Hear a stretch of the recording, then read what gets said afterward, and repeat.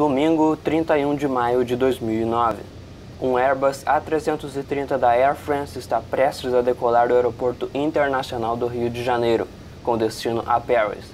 Este é o voo 447 da companhia. Quem vai comandar o avião até a França é uma equipe de 3 pilotos. O avião da vez só exige piloto e copiloto na cabine, mas a Air France manda sempre um membro adicional nesse voo.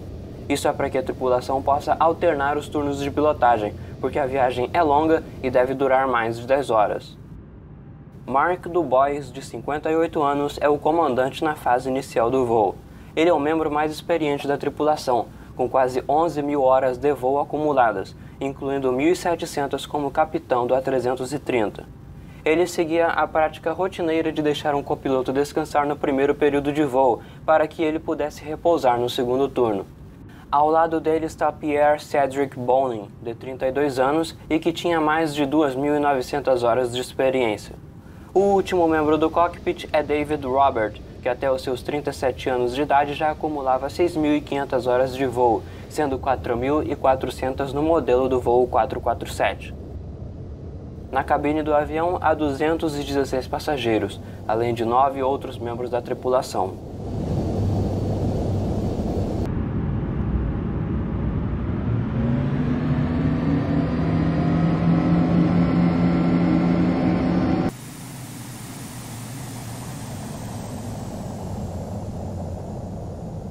Às 19 horas e 29 minutos, o avião decola do Rio de Janeiro e segue em um voo rotineiro em direção ao norte do Brasil, como planejado.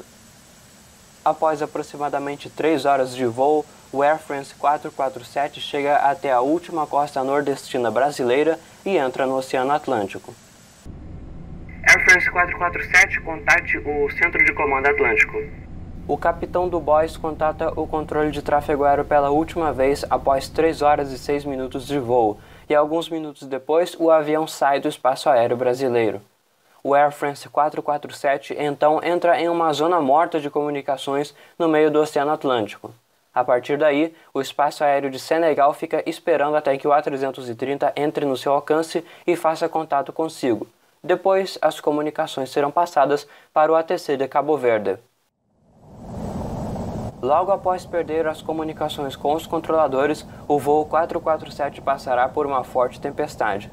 Pilotos comerciais geralmente tentam desviar dessas tormentas, na maioria das vezes voando por cima delas. No entanto, essa prática não seria segura nesse momento do voo, porque a aeronave já estava muito alta e o ar exterior era fino demais para o pesado avião subir ainda mais. O capitão Dubois, que estava auxiliando o piloto, chama o primeiro oficial Robert para que ele assuma sua posição enquanto vai para o descanso que tem direito. Ele espera a reunião entre os 2 pilotos para então sair do cockpit. Logo depois, o voo 447 entra na tempestade à sua frente. O avião passa pelo meio de uma rajada de cristais de gelo, que congelam os seus tubos de pitot. Esses tubos são dispositivos que ficam na parte externa da aeronave e são responsáveis por medir a sua velocidade. Como eles ficaram congelados, a velocidade exibida para os pilotos sofre grandes variações e fica incorreta. Devido a isso, o piloto automático do avião desengata e a tripulação deve assumir o controle manual da aeronave. Este é um problema momentâneo e fácil de resolver.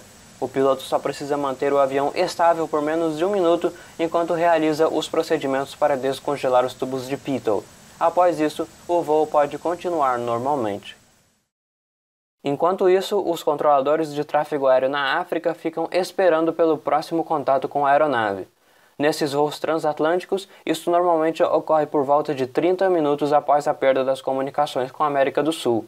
No entanto, algumas horas depois do último contato com o solo, os controladores do Senegal começam a suspeitar que algo muito errado tivesse acontecido com o Air France 447, porque eles não haviam recebido qualquer sinal vindo da aeronave. Eles tentam então fazer contato com o Airbus, mas não recebem uma resposta. Um outro avião da Air France próximo também tenta estabelecer comunicações, sem sucesso mais uma vez. À medida que as horas vão se passando e o voo 447 não dá qualquer sinal de vida, a situação fica cada vez mais suspeita. Pessoas no aeroporto Charles de Gaulle ficam preocupadas e querem entender o que aconteceu com seus familiares. A hora da chegada esperada passa e a companhia aérea começa a contatar conhecidos dos passageiros para informar-lhes do ocorrido. No início da tarde em Paris, depois de o combustível da aeronave já ter certamente acabado, o presidente da França anuncia que há quase nenhuma chance de que haja qualquer sobrevivente. Na tarde do dia seguinte, equipes de busca encontram os primeiros destroços do voo 447 no mar.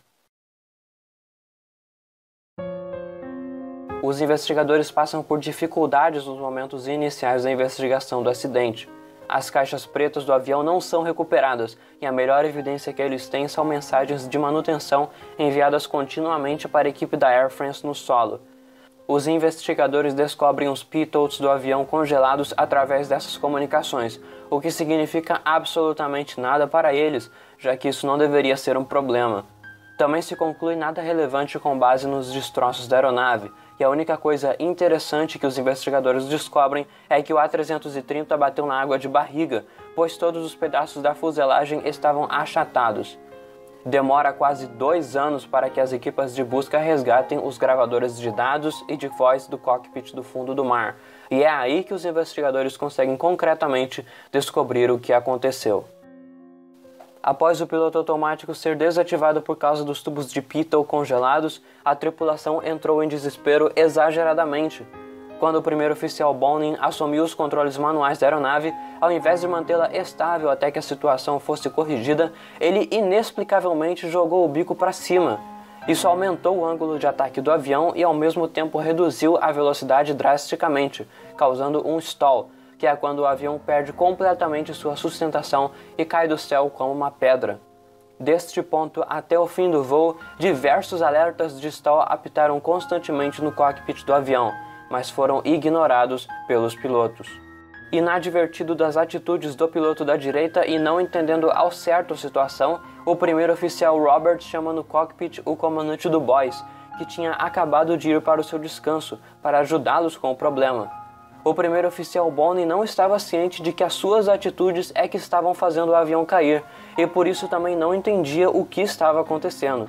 O primeiro oficial Robert instrui o piloto a reduzir o ângulo do bico da aeronave. Ele obedece, mas somente por pouco tempo, pois entra em pânico mais uma vez e volta a puxar o seu side stick para trás.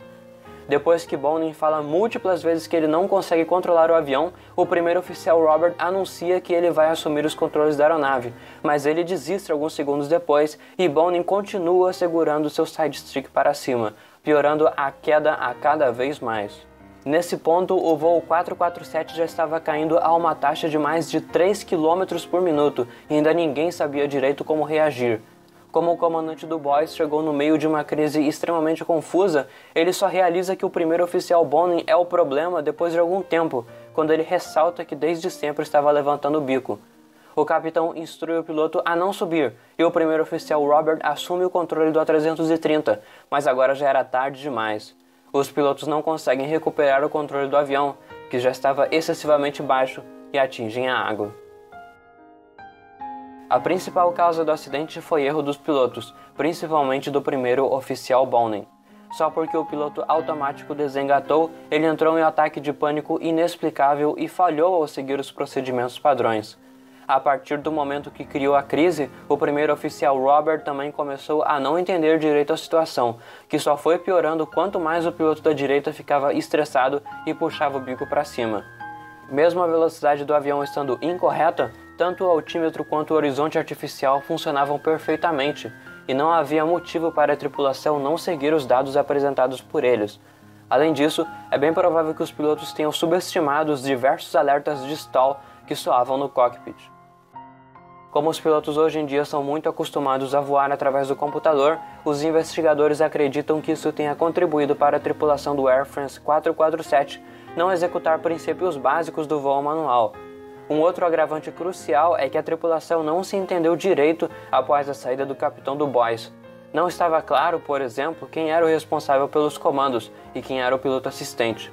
Em último lugar, o fato de os aviões da Airbus apresentarem side sticks ao invés de manches, além de os dois poderem ser controlados ao mesmo tempo, deixou menos evidente as atitudes de Bonin, e assim era mais difícil para os outros pilotos repreenderem seus movimentos.